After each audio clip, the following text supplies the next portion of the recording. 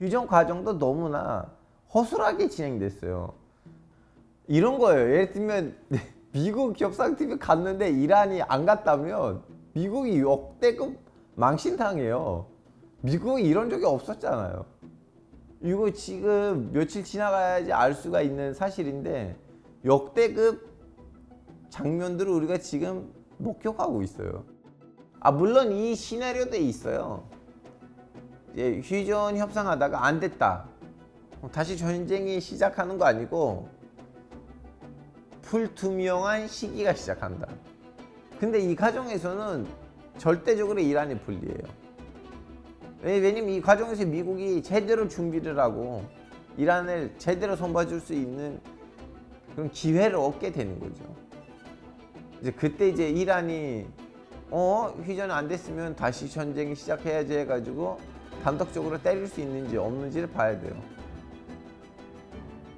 است که خلاصه طرفین به یک تفاهمی برسن. وادی همون نقطه‌ای که اشاره کردم. ما حسن نیت داریم. 이제 원래 화요일 날 만났어야 되잖아요. 그리고 화요일 날 휴전 기간 다 끝난 날이에요. 근데 이제 이란이 우린 이슬라마바드 즉슨 파키스탄의 수도이자 이번 2차 협상 테이블의 장소인데 거기 아직 갈지 안 갈지를 결정 안 했다고 말을 하다 보니까 전쟁에 들어갈 것이 더 부담스러운 측이 어디냐를 보면 자본주의 세계로부터 고립된 나라일까? 아니면 자본주의 세계 속에서 자기 경제가 자유시장에다가 맡겨진 나라가 더 부담스러울까? 아니면 민주주의 나라가 더 부담스러울까? 아니면 권위주의 나라가 더 부담스러울까? 이런 차원에서는 어느 정도 이란의 여유가 미국의 여유보다는 조금 더 있을 뿐이지. 근데 전쟁에 당하면서 물질적인 타격을 더 많이 받은 거는 이란이에요. 이제 근데 이란한테는 물질적인 타격보다는 이번 계기로 정권이 더 안전하게 만들라는 거는 최우선의 목적이니까 건물 몇 개 하고 죽을 사람 몇 개가 정권만큼은 중요하진 않으니까 혹시나 진짜 그 자기네 입장에서 마음에 안 들면 언제든지 다시 교전들을 시작할 수가 있어요. 아시다시피 그래서 이제 호르무즈 해협에서도 소규모의 이제 교전들이 벌어졌잖아요.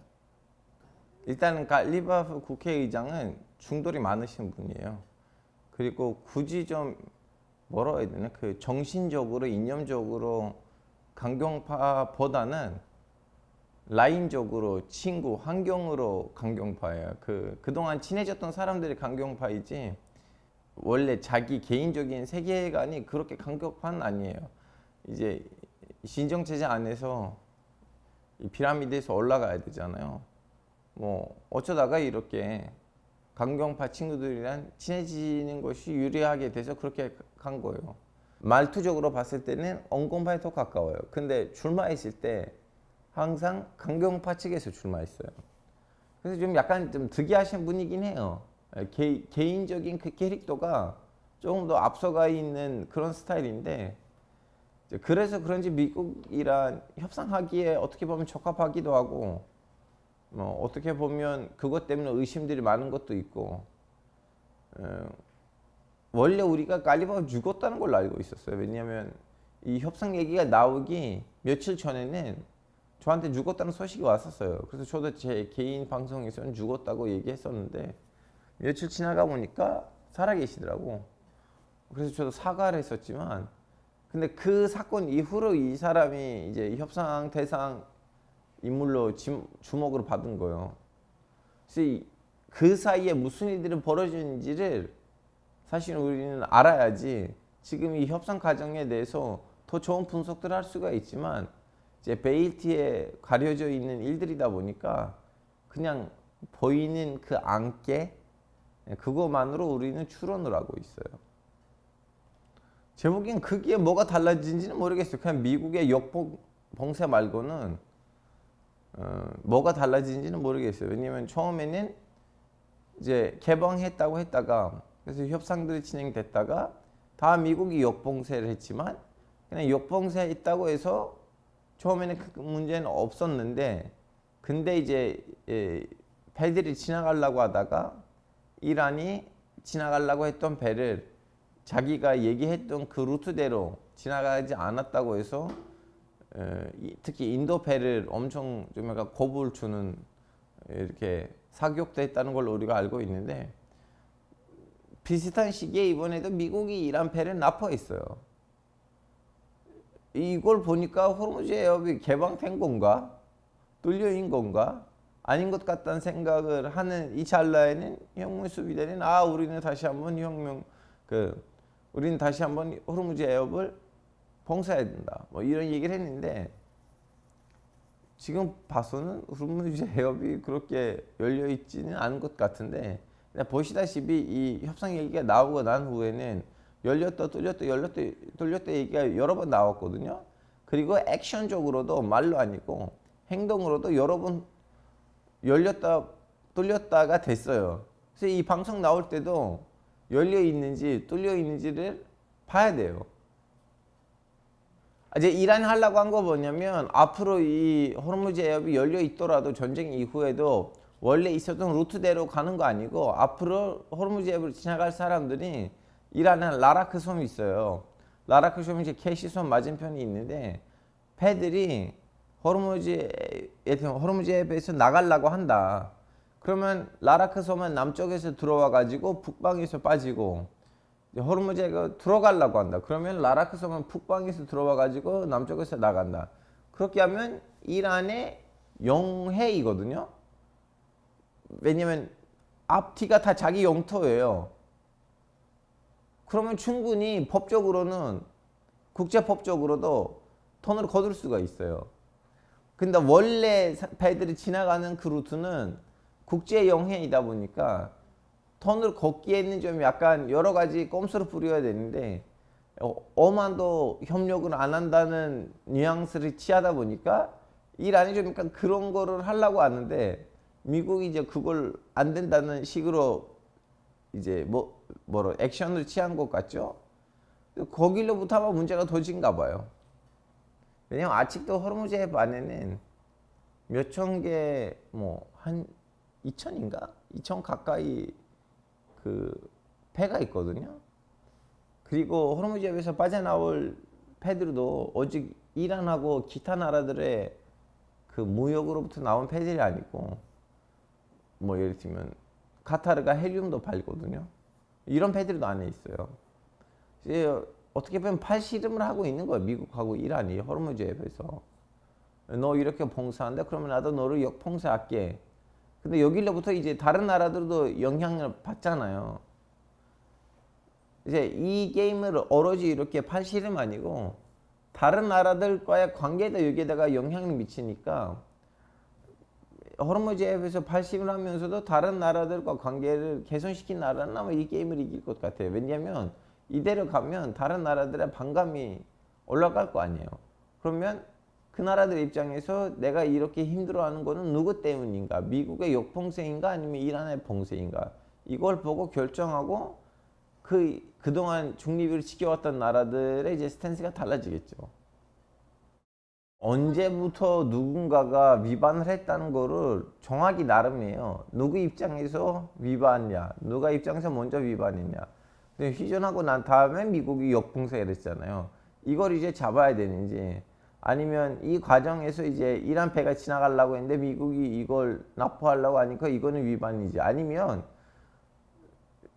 호르무즈 해협 뚫렸다고 했는데 인도 배가 지나가려고 하니까 인도 배한테 뭐라고 하려고 하는 이란의 이 행동 때문에 이란이 휴전을 위반한 건지, 이거 휴전을 하려고 했을 때 너무 빠르게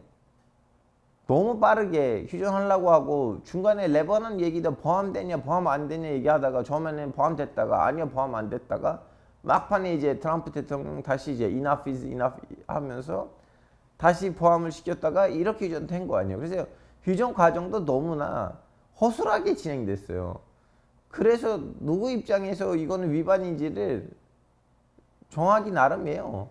보고 싶은 방향으로 보면 돼요, 이거. 이제 있을 수도 있는데, 이란이 했던 얘기 이거예요.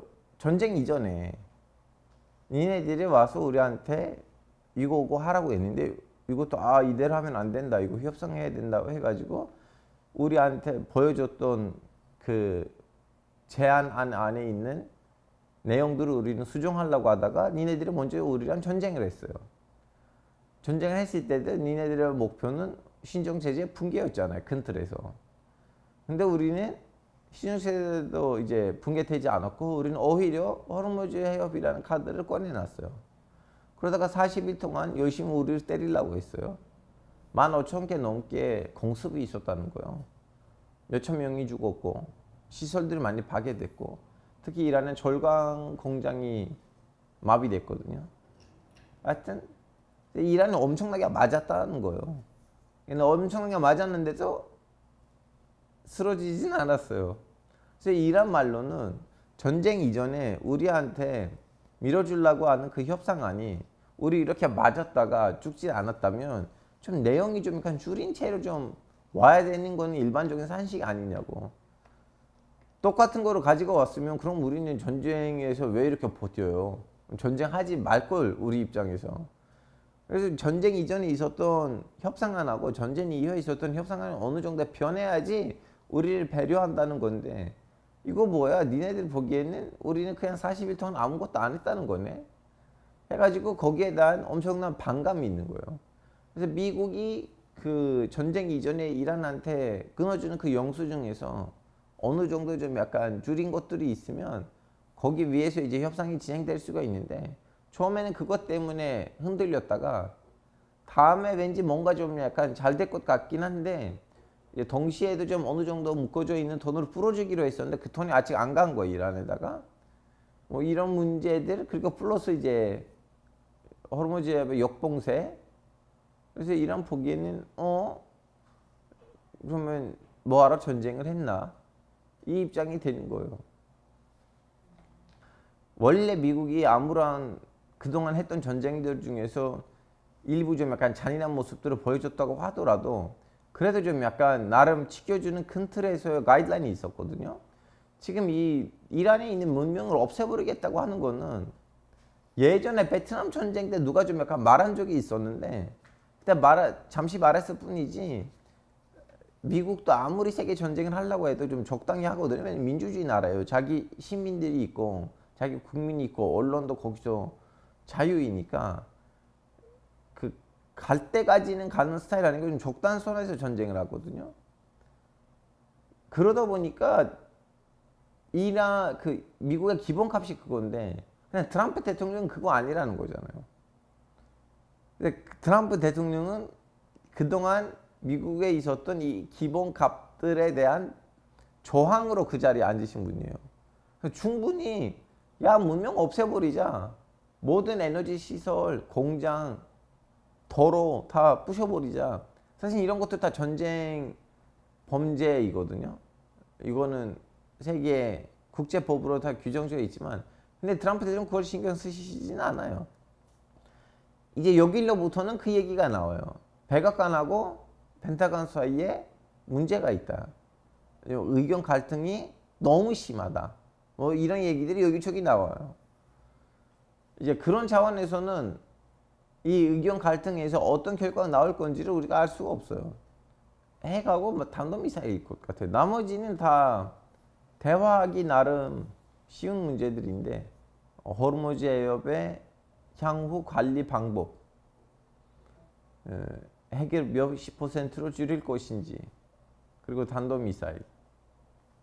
지금 문제가 뭐냐면 이 트럼프 대통령은 이번에 이제 휴전을 통해서 정전하게 되고 이제 각서에다가 사인을 찍게 되면 이번에 나온 이 협정이 오바마 협정이란 크게 차이가 없으면 엄청나게 욕을 먹을 거라는 거예요.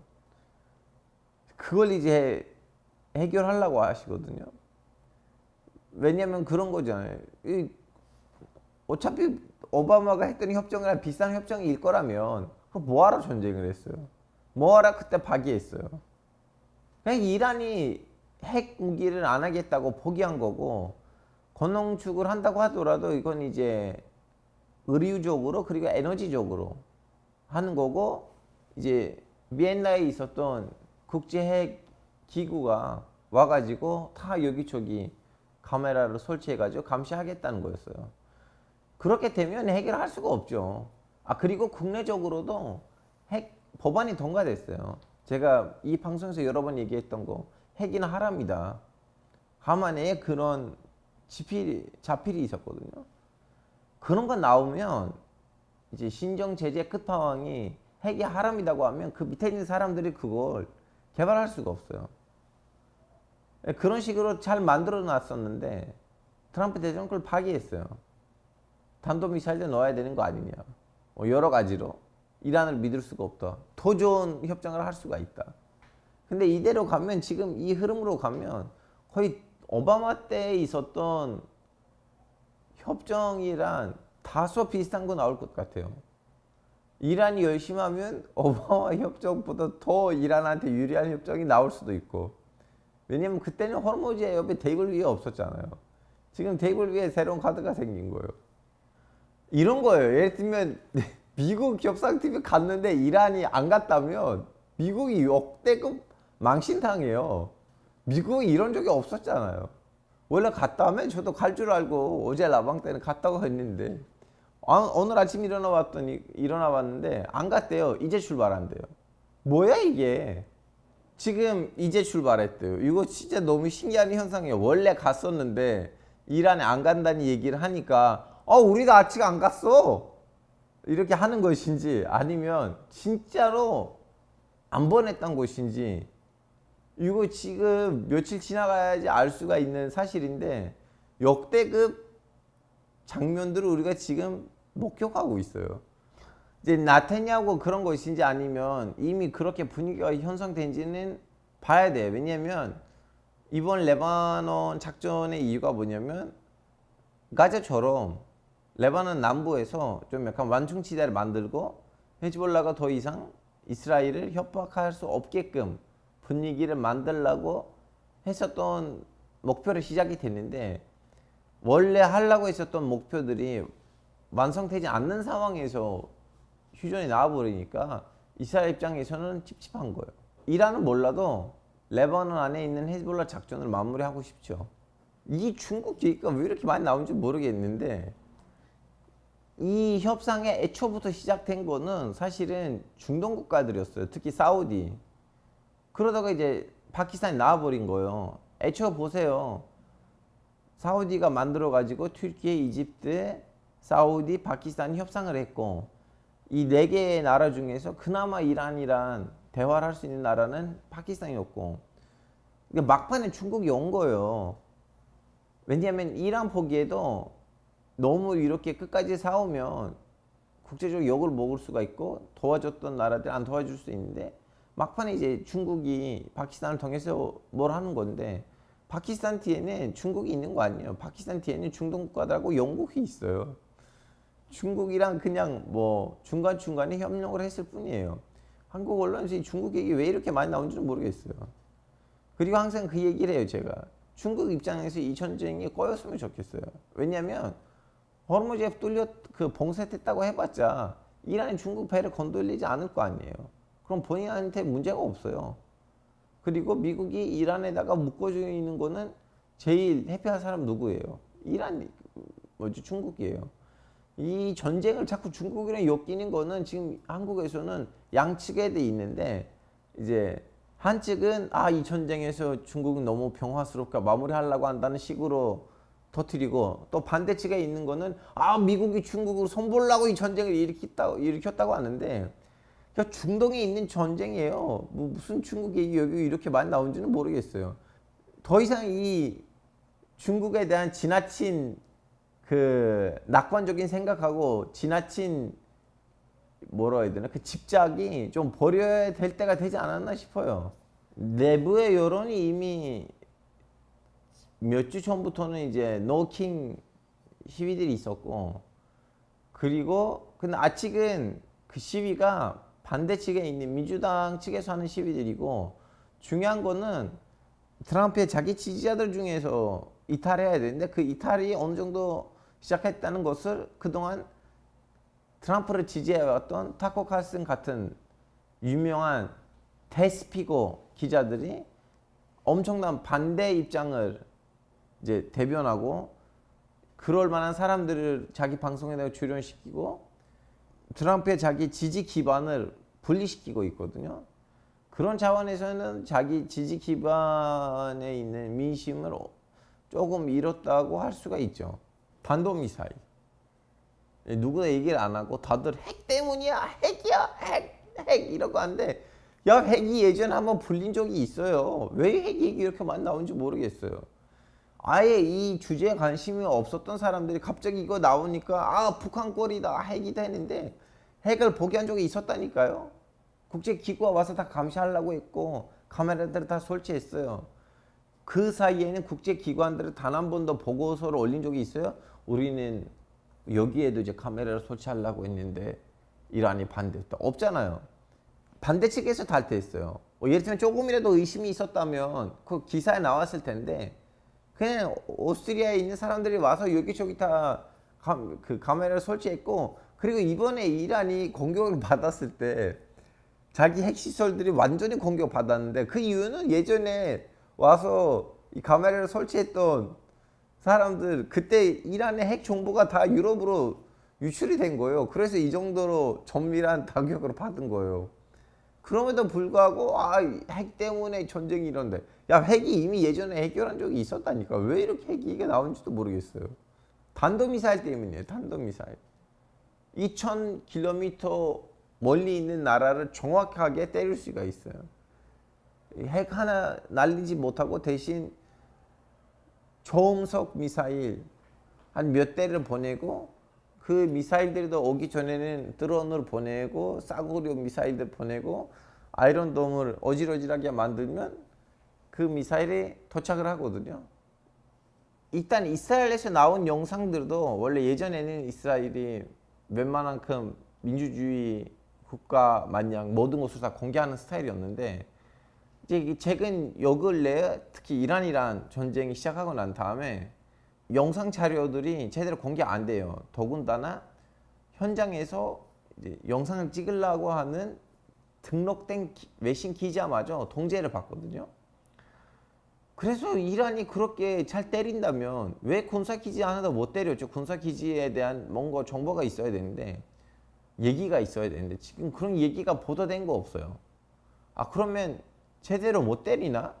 근데 대신에 이제 도시들의 모습을 보니까 예를 들면 미사일 하나 떨어졌는데 여기 동네 하나가 무슨 동 하나가 완전 전체를 날아가는 영상들이 인터넷에 너무 많아요. 그 건물 하나 아니고 붙어 있는 수많은 건물이 다 날아간 거예요. 겉에만 있는 거고 안에 있는 물건으로 다 이렇게 불이 나고 와 진짜 떨어지면 작살을 내는 거는 너무 뭐라 해야 되나 그 확실해. 왜냐면 그 영상으로 확인할 수가 있는데 근데 그걸로 군사기지를 이때까지 왜 못 때렸지? 그것도 모르겠고 이란이 아직 군사기지를 때릴 수 있을 정도로 왜냐면 방공미사일은 군사기지 위주로 보호를 하거든요. 다음에 이제 민간시설이에요 사실은. 군사기지들을 때리려고 했는데 아직 성공을 하지 못한 것인지 아니면 이스라엘이 거기까지 영상을 아직 통제해가지고 우리한테 안 보여준 건지 모르겠지만 결론적으로 그 미사일 떨어지면 동네 하나가 날아가요. 자, 그러면 사람이 왜 이때까지 많이 안 죽었는가? 그 쉘터하우스 때문이에요. 쉘터하우스 때문에 안 죽었는데 근데 건물들의 파괴력이 너무 심한 거 티나요. 그리고 이것도 있어요. 이란이 아직 최신 무기들 안 썼어요. 아직 2014년, 16년에 있었던 미사일들을 쓰고 있거든요. 그래서 이 무기들이 얼마나 대단한지를 우리가 좀 전쟁이 다시 시작하지 않기를 바라죠. 근데 다시 시작되면 그때 우리는 확인할 수가 있고 근데 이 무기들이 쓰레기였으면 그럼 왜 이렇게 주목을 받는 것인가? 그것도 알아야 되는 거예요. 아, 물론 이 시나리오도 있어요. 쿠베이트 시나리오. 그 무슨 시나리오냐면 이제 휴전 협상하다가 안 됐다. 다시 전쟁이 시작하는 거 아니고 불투명한 시기가 시작한다. 언젠가 교전이 다시 시작될 텐데 언제인지 모르는 물음표의 과정. 근데 이 과정에서는 절대적으로 이란이 불리해요. 왜냐면 이 과정에서 미국이 제대로 준비를 하고 이란을 제대로 손봐줄 수 있는 그런 기회를 얻게 되는 거죠. 이제 그때 이제 이란이 휴전 안 됐으면 다시 전쟁이 시작해야지 해가지고 단독적으로 때릴 수 있는지 없는지를 봐야 돼요.